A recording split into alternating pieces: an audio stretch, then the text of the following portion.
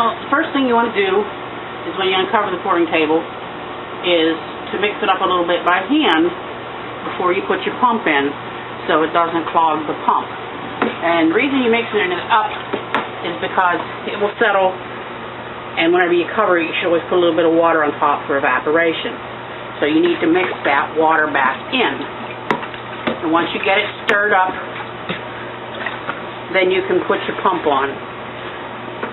And usually what we do, once we have the pump on, we turn it on, and I will open the trigger on the spigot and let it run through, so it's running through the pump and pulling it through. So it's just so it's very well mixed. This is sodium silicate. You can purchase this anywhere you purchase slip.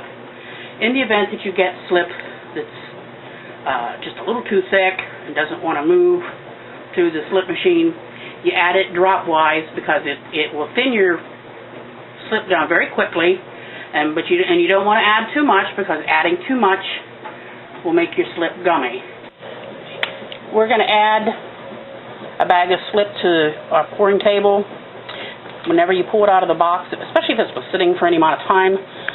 You are dealing with clay, so it's going to settle out of the water. So usually what I will do is roll the bag around a little bit just to get things moving. Get it mixed up a little bit, that way it's easier to get it out of the bag. So just roll it around a little bit until you get some. This one obviously hasn't been sitting very long because I can't feel anything in the bottom of the bag. It's all very fluid, so it's all ready to be turned out.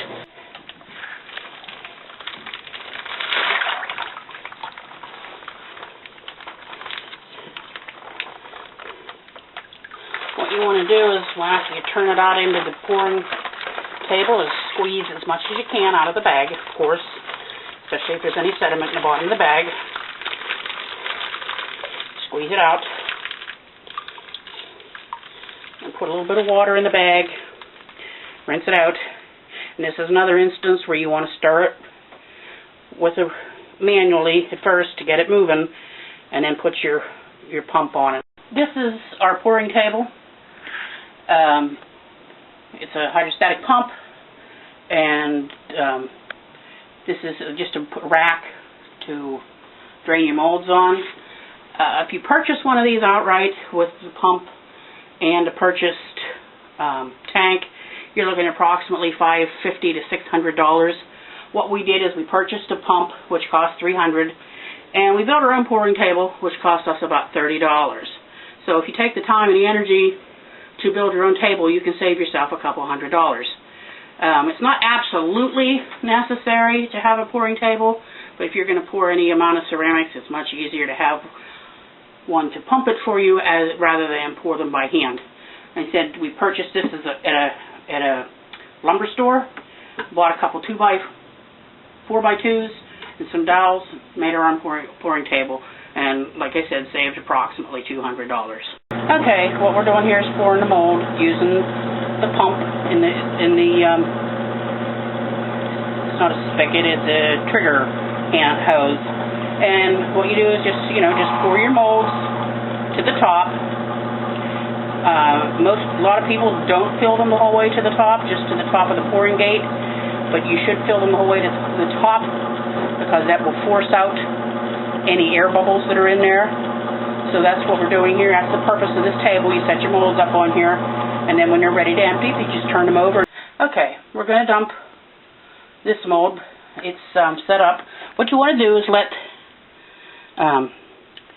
the clay body get to. You'll be able to tell. You'll see it. The volume will go down, and when the clay body gets to about 1/8 of an inch thick, depending on what you're pouring, some things should be poured heavier, some things should be poured thinner. That'll be up to your personal preferences. But once the clay body gets to about 1/8 of an inch thick, then it's ready to be turned over and drained. So what you want to do is just turn it on its side, let it get started. You don't want to pour, especially anything that's got some depth to it, you want to give it a little time to drain out. Just don't turn it directly over because the vacuum could suck the clay body away from the mold and it'll all cave in. So once you get it partly drained, then just turn it over the whole way and let it drain out. If you have anything that's got a head, or it's got some small crevices in it, where the vacuum might actually hold the slip in, what you can do is shake the mold, give it a little shake. As you see, there's a little more slip is dripping out of that. Give it a little tap,